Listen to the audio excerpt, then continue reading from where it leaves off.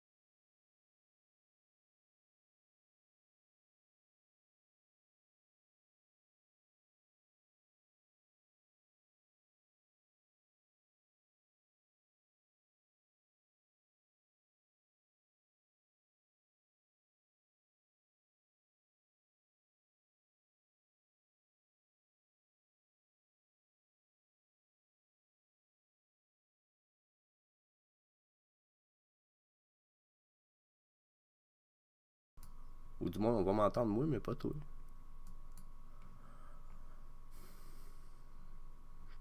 Parce que j'allais leur partir ça à 1h30 justement. Le gars. Ah, il n'y a pas de stress, ils ont même pas besoin de m'entendre, ils vont juste entendre le vocal du studio. Puis, ouais, du vidéo.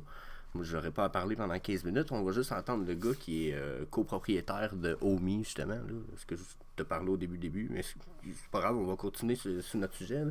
Mais, tu sais, pour l'instant, c'est vrai que ça ne donne pas grand-chose d'acheter de l'Ethereum, d'acheter du stock avec soit de l'Ethereum ou en Bitcoin, là, parce que t'es mieux de dormir dessus. Pour l'instant, c'est pas une monnaie qui est stable, c'est une monnaie qui a un potentiel de grossir. Comme tu l'as vu dernièrement, ça a descendu à cause d'une nouvelle du président des États-Unis. Mais ça va continuer de monter, le Bitcoin, tranquillement, pas vite, peut-être très vite. Tu sais, il y a des gens qui estiment que ça peut monter jusqu'à 350 000 du Bitcoin. Je sais pas si tu comprends, là, ça.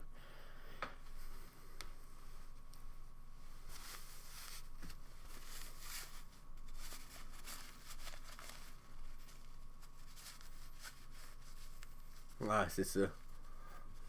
Mais là c'est justement ce que j'ai envie. C'est pour ça que tout à l'heure, tu me dis, OK, comment je fais pour investir dans le. Puis c'est là que j'ai envie de te dire des fois, bon, là tu investis dans le Bitcoin, je te dis pas d'arrêter. Au contraire, tu peux remettre une fois de temps en temps. Là, toutes les fois que tu as une petite entrée d'argent, tu remets un peu. Mais il faut que tu trouves des petits projets un peu différents qui vont avoir d'autres buts. Parce que là, juste le Bitcoin, comme tu dis, son but pour l'instant, c'est juste d'être une monnaie pour tout le monde. Je sais pas si tu comprends. Qui, pour l'instant, évolue, mais c'est une monnaie un peu du peuple, puis qui est décentralisée. C'est que personne n'en a le contrôle. OK? C'est ça. Mais c'est la même chose pour toutes les autres monnaies, même si c'est une monnaie qui vient d'une compagnie.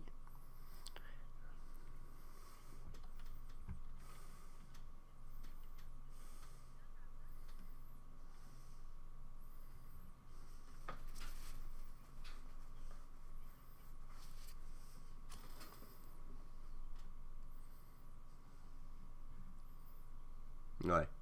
Le Pi et le B Network. Ben, non. Non.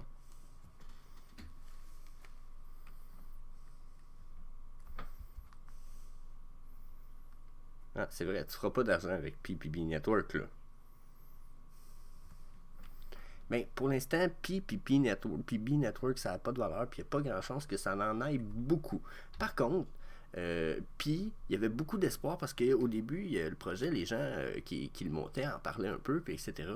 Puis là, ben, à un moment donné, il y a des gens qui font des recherches sur les projets, puis il y a des gens qui se sont rendus compte que quand tu allais chercher sur les sites où ils étaient supposés trouver des infos sur les projets, puis un peu plus de développement, puis quand tu cherchais plus loin sur le monde qui est en arrière du projet, euh, dans les dernières semaines, il y a eu des nouvelles qui disaient que Pi, c'était peut-être pas si bon que ça finalement. Puis que c'était pas un bon gros projet, que ça ressemblait plus à un début de projet de quelqu'un qui s'est lancé, comme tu disais, là, une fausse, un peu semi-fausse crypto-monnaie parce qu'il s'est dit, ah, je vais essayer. Puis si ça part, ben, je vais partir de quoi, genre. C'est le genre de gars, il se dit, ah, si ça part, je vais partir de quoi.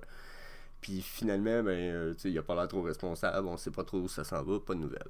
B-Network, ça a été du style, ça l'a apparu, ça avait l'air d'être un peu un petit projet un peu prometteur, copié de l'autre. Ben oui. Bon, ok. Je t'en appelle avec ma cousine, la gang. Donc, c'est un peu le pourquoi j'attends, puis que je jase avec elle. Pendant tout ça, donc le fucking vidéo, je parlais de Pi, puis de Pi Network, comme de quoi que c'est pas des projets qui ont un beau gros potentiel. Comme Pi, pour l'instant, parce qu'il y a des mauvaises news, comme de quoi que ce serait plus une scam qu'autre chose. B Network, ça sonnait comme une scam, ou ce que probablement que ça prenait juste vos données, genre votre nom, puis votre email, puis ça le vendait, tu sais. Euh, Ensuite, le B-Network, par exemple, il y a eu du développement. Donc là, les gens se sont mis, il y a eu ils cherchent des gens, ils se sont mis à engager du monde. Ils cherchent du monde pour gérer leur communauté.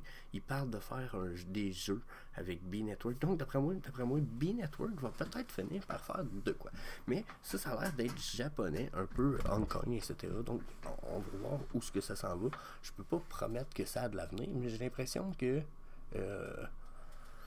c'est déjà peut-être mieux orienté que ce l'était. La seule affaire qui me rend perplexe, c'est qu'on est déjà rendu à une phase de collection, parce qu'on peut ramasser des billes selon le temps. Puis je trouve qu'on est rendu déjà très bas, très rapidement avec ça.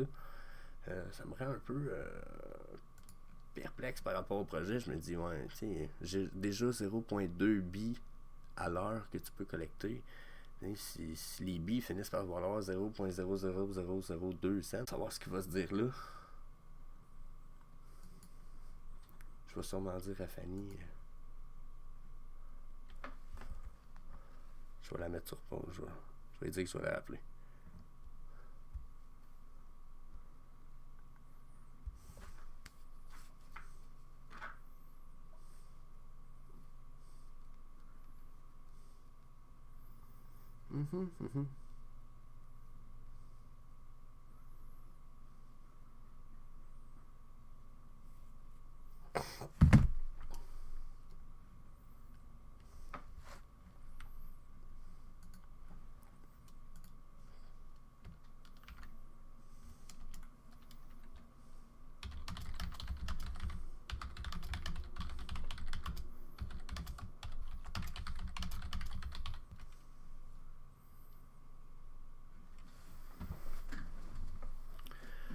Donc les 28, c'est là.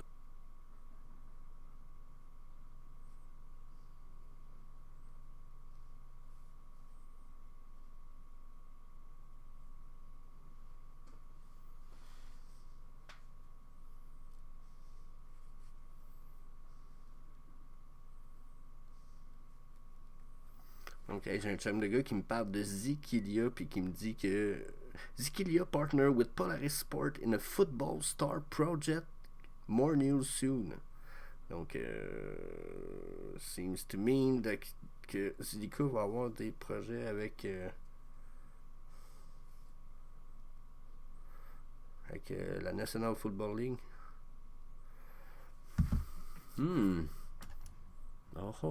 Oh, qu'est-ce qui se passe? Side and dealing with physical products and Trevor George from Trevco. And then on the crypto side, we have immense expertise on the market side, which make us uniquely different than others.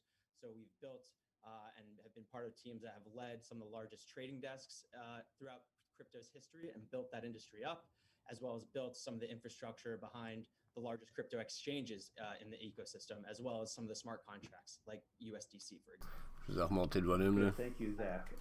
Gary? Hi, everyone. It's a pleasure to be here and to speak with you today. My name is Gary Ma. I'm co-founder and chief operating officer at Epic. For me, I've been passionate about this space for quite some time. I've been in crypto since 2013, so really seen it evolve. And I believe the industry is at an inflection point, really transitioning into large-scale adoption and commercial use case. And that's what we do at Epic. We bring mainstream gaming to blockchain. For myself, prior to Epic, I've worked with some of the biggest brands and celebrity artists, producing large-scale ultra music style concerts around the world. And now They started by helping to define exactly what we're talking about when we're talking about a marketplace. What are they? How do they operate? Are they like a retailer? Are they like eBay? Are they like an auction house? And we heard some people in some auction house. Oh shit, on peut poser des questions. For this part of the conversation, let's focus on the initial sale when we talk about marketplaces. We'll handle the secondary. Zach, do you want to get us started a little bit and talk to us a little bit about what we mean by these marketplaces? Sure. So there are all sorts of different marketplaces today where NFTs live and transact.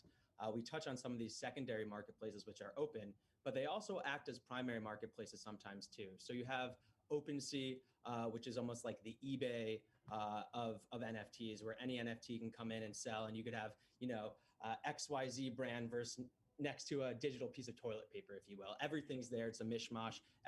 Anything can exist there.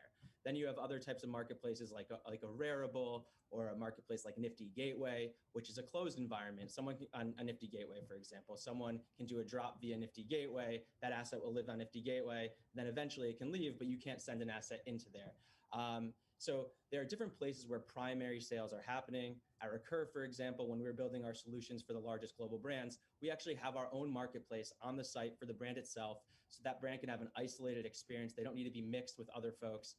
And that was where the primary sale happens. There's also a secondary market on our sites themselves for these brands, but then the assets can leave and then go and trade on one of these open marketplaces as well too.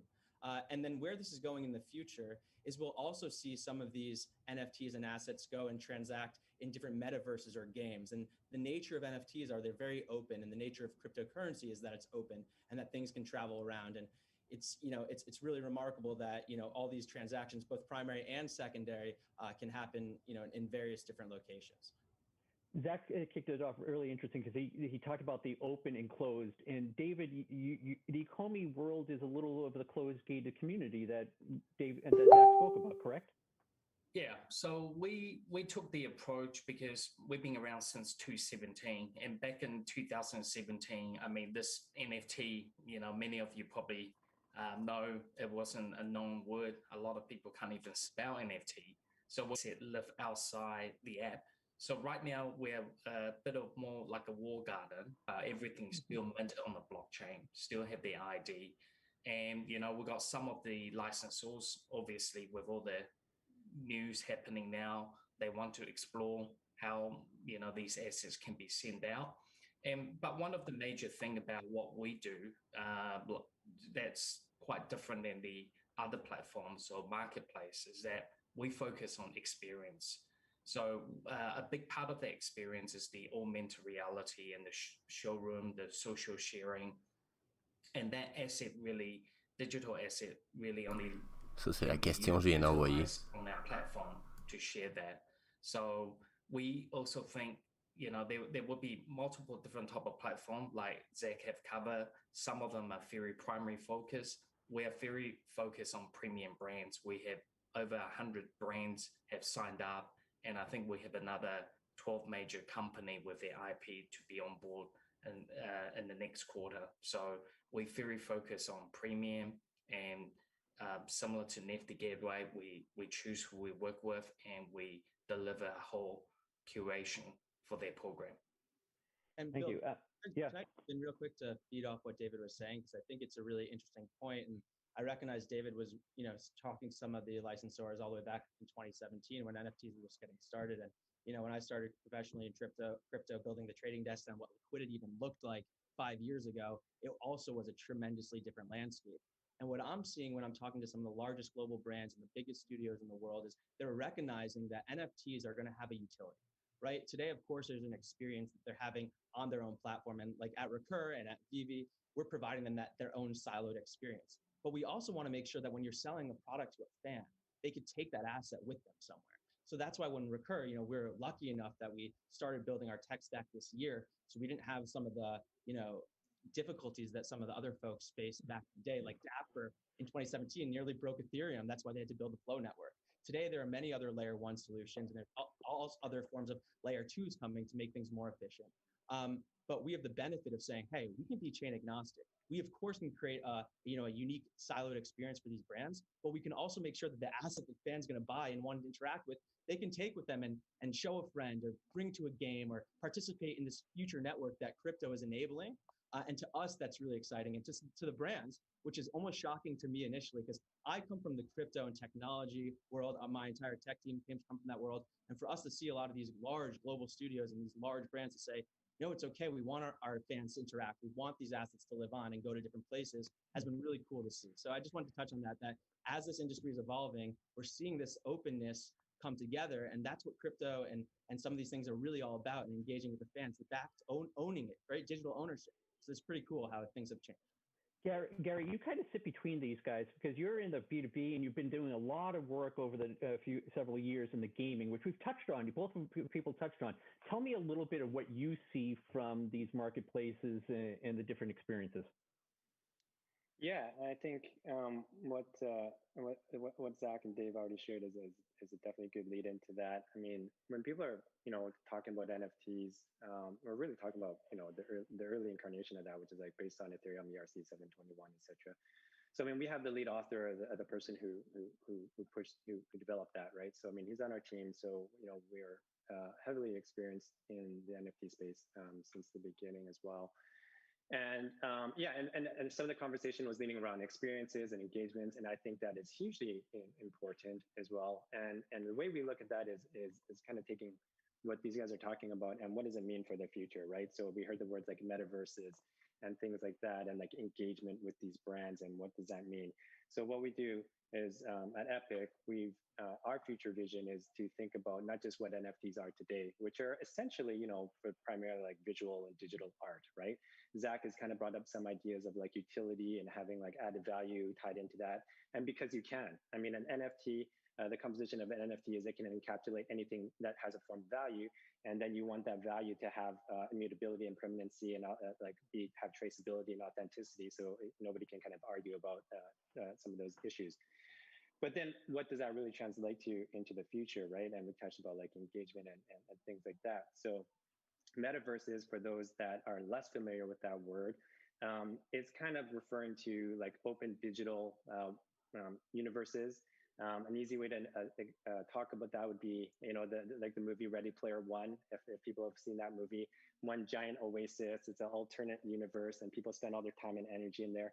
And that's a really important thing to consider and understand, because as we're moving more and more towards a digital first type of experiences, especially in our younger generations, etc., the things that matter to us in our physical lives, ownership, belonging, and value, also apply to digital ownership and digital experiences, right? So that's why the power and the importance of metaverses is going to increase.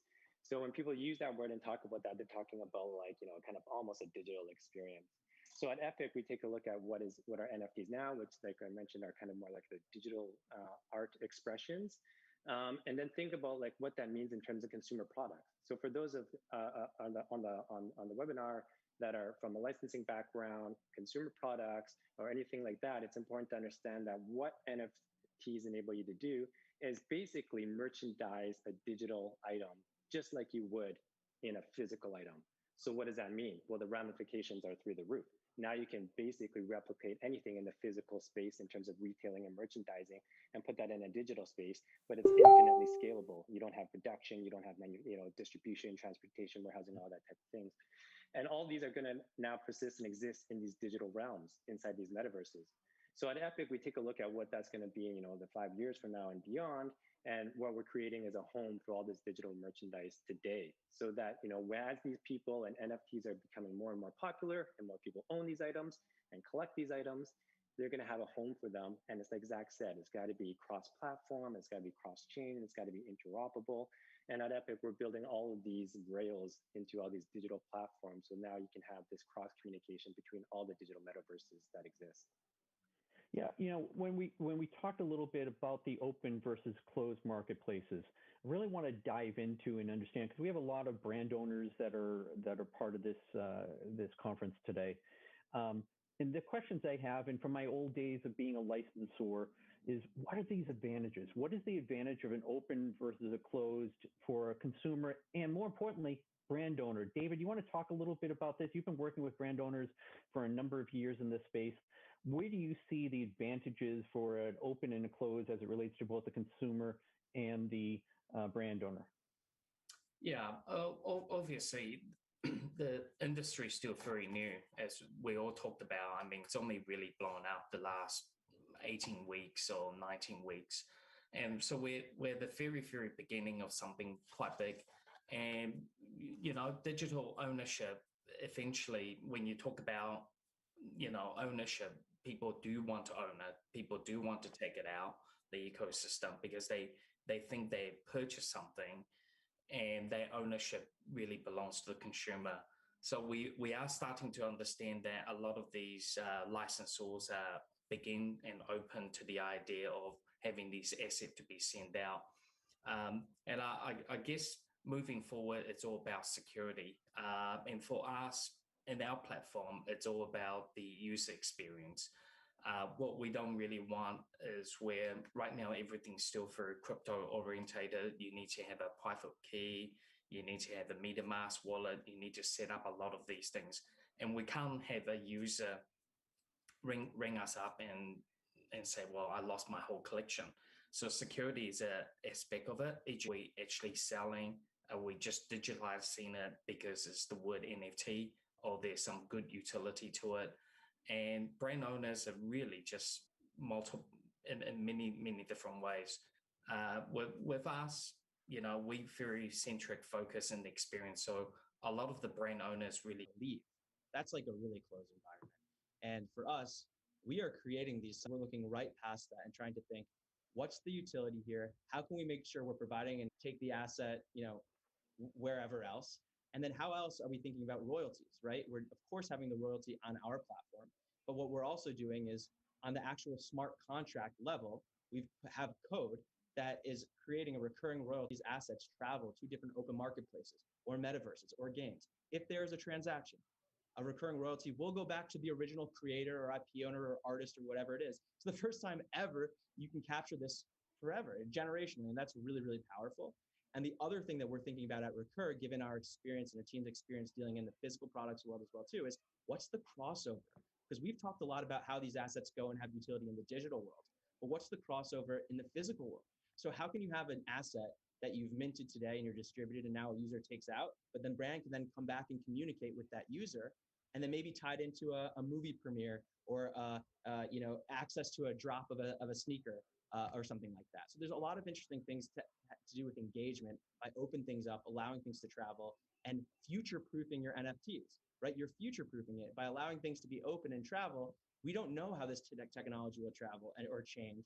And as Gary and David and I are all talking about, it's so nascent, it's so new. That's really true. We don't know what the winning chain will be. We don't know what the winning use case will be. We have to keep openness and we have to future-proof these assets to make sure that the brand can continue to engage with it as well as the fan.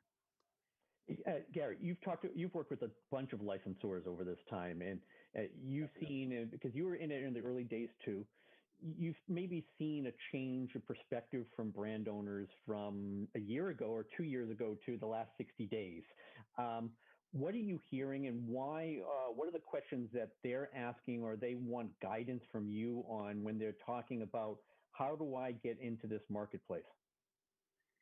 Yeah, that's a really important question and a very pertinent one, obviously, like you said, given the last 60 days and 90 days, and David and Zach both kind of touched on that. Well, David did as well. The conversations have definitely shifted in the last, since the beginning of the year.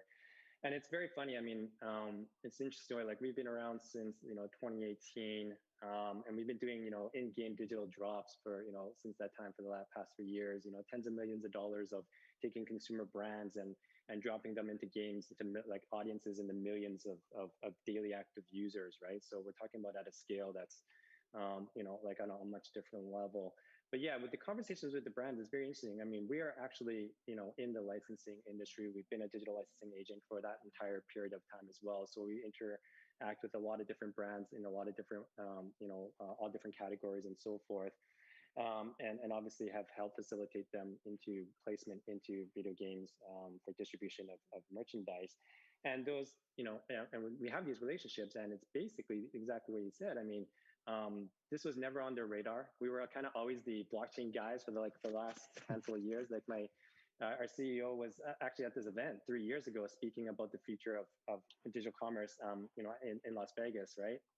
And back then, it was like nobody knew anything about NFTs and what the blockchain meant to that. But with all the headlines, it's really shifted that. And like David said, the education aspect has changed as well. So, all of us probably on this panel are the benefit of that. We don't have to spend so much time kind of educating what NFTs are as we used to, but it's more so what's the next question, right? What does it mean to them, and how do we help them navigate into this new space? So a lot of the brands and clients that we have do come to us because we have that trusted relationship with them over this period of time. And the conversation always kind of followed the same path, right? We help them strategize and think about what their products and what their brand positioning is, and think about like how they want to look at this space and navigate for them in the future. What's really important to know is that it's very important for the brands to you are as to what marketplace you can be on. Does the marketplaces so ETH is really capturing the most mind share. The reality is, and this is something we've touched on, is there's some problems with ETH, right? It's expensive. People tend to get into creating digital merchandise in itself. So that idea of kind of the more do-it-yourself that we're talking about is being prepared for, and things will kind of slide down that scale over time. Exactly, right? As people become more familiar and the more tools are in place, whether by us or other people that are providing it, then it kind of opens up that avenue. Sorry, David, over to you. Yeah, so our approach is pretty much business to consumer directly for brand owners. Obviously, 3-4 years ago, most brands doesn't know how to do blockchain, how to mint this. We got studio, we got contractors designing the AR experience, the digital models, and the secondary market. So we are very end-to-end. So through the marketing, the minting, the issuance, we give the advice what the primary retail price is and the mintage of how many we do. We're not, in the marketplace, what we're going for is pretty much a huge mass market. We don't focus on just let's get the highest price, 65 or $69 million for a piece of artwork. What we do is we allow brands to go out and market, the DeLorean. We did 87,500 of these DeLoreans sold in 3 hours. And John DeLorean, he only made 9,200 of this car. So it gives you an example how large in the scale of the market it is today. And we really help the brands connect to the consumer directly and take the hassle out of it. To the brand owner. How we handle that recurs. We manage the entire blockchain experience. Everything's happening programmatically and automatically, and then we pay out quarterly statements. That's happening on chain. It's the whole magic of blockchain is that we can document it. I don't want cryptocurrency. I want my cash. How does it go from the crypto? Kind of saw like the .com era and kind of the internet and e-commerce and all those types of things. You're going to have just more and more and more, and it's going to continue to change and evolve. And there's no really going to be one player takes all, I would imagine, at least not for a while, until Amazon steps into the place. But I mean, yeah. So, yeah. David? Yeah, I mean, I read reports out there. There's about 850,000, 900,000 NFT collectors out there. And I do see in the next 60, 90 days, as, application like ours, direct to consumers, become very easy to download and use. This number will double. And we have seen our users are almost doubling every month in transactions as well. We have a huge fast of 3-year worth of content coming out. So as you have more and more quality products, you see great experience. The mass market adoption basically will be, coming in. So there will be, and I do have to admit, there's a lot of speculators. Je regarde sur ma feuille juste pour être sûr, là.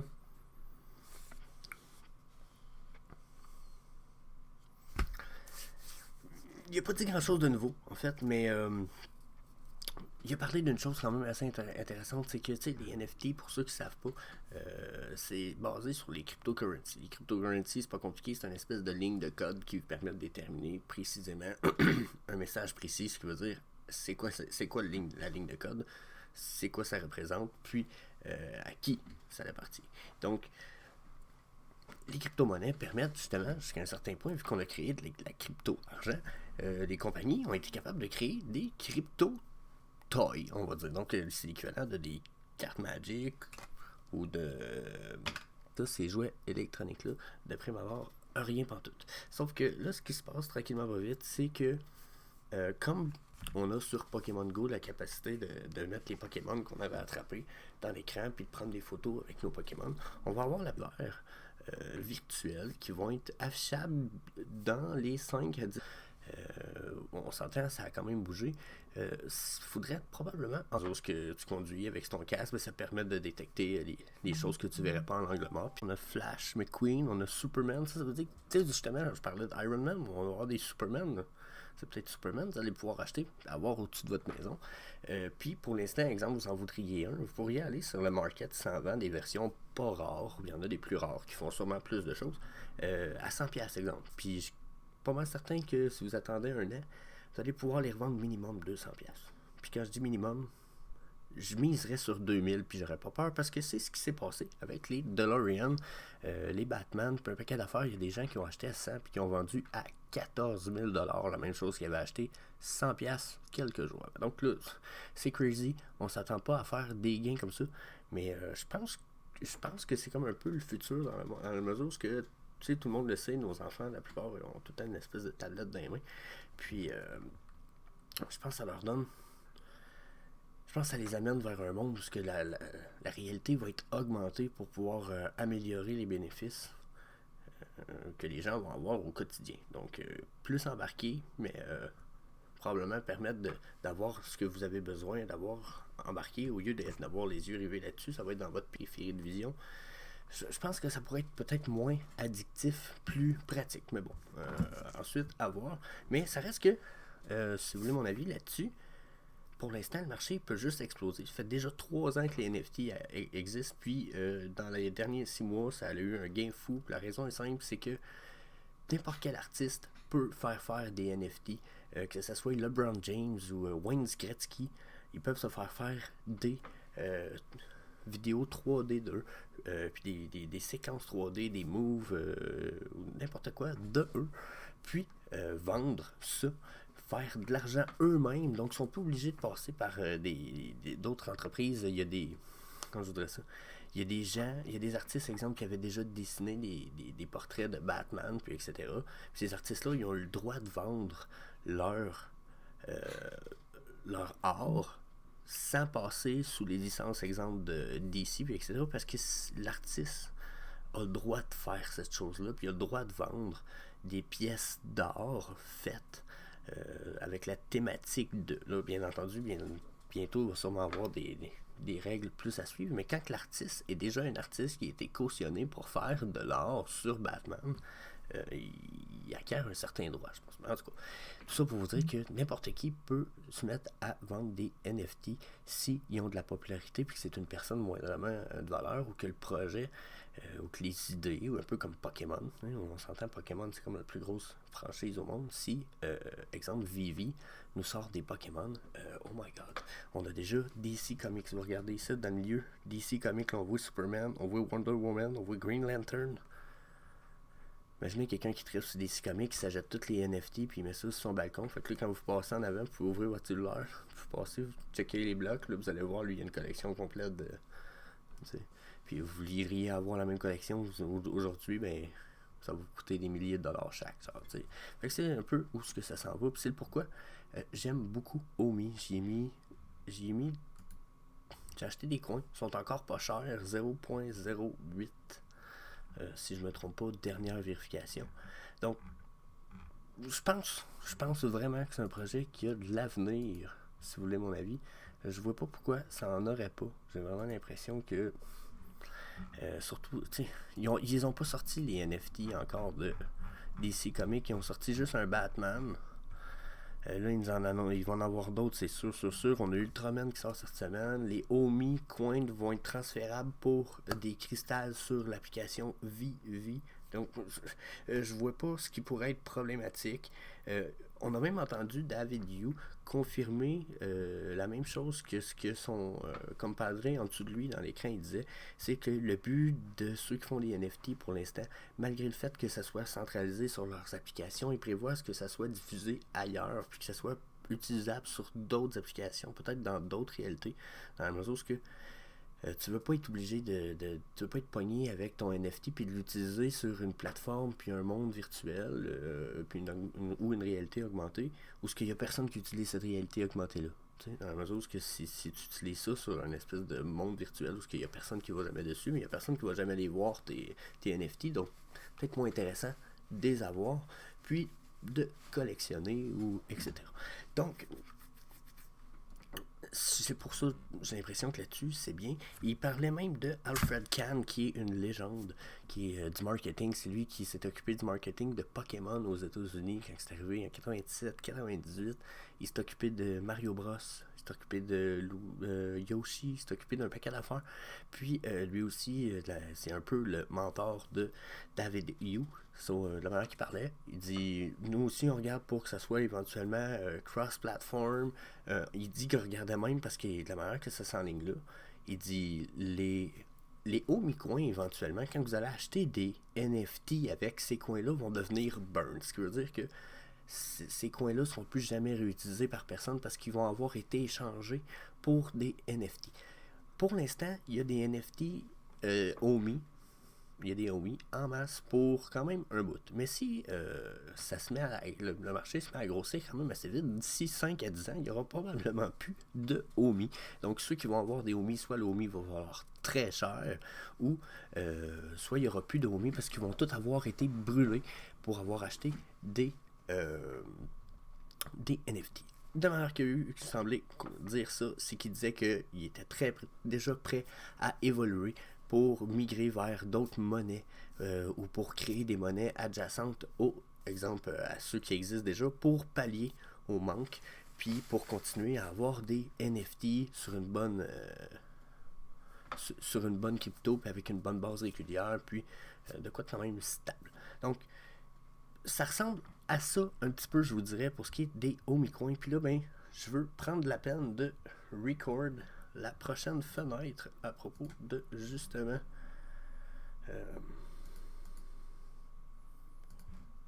prochaine conférence parce que Dan Crowder va être dedans.